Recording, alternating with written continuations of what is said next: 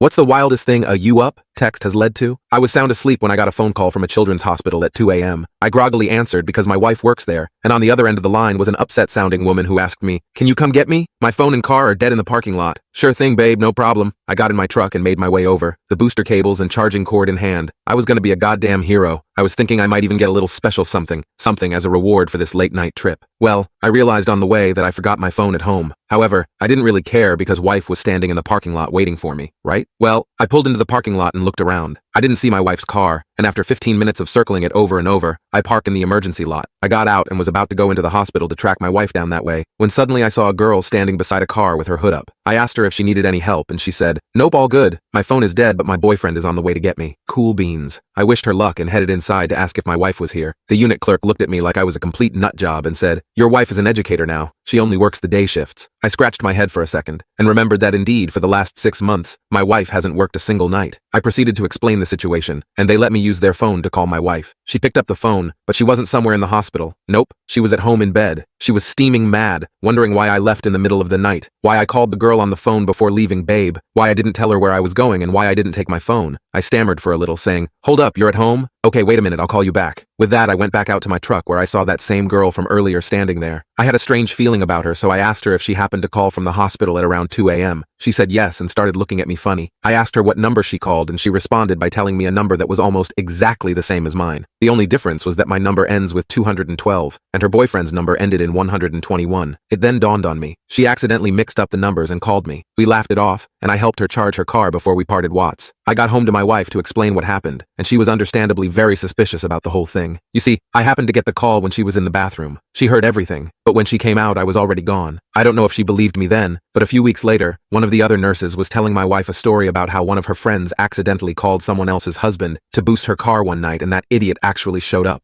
I was that idiot. My wife felt so bad for being suspicious of me that I did, in fact, get a little special something in the end.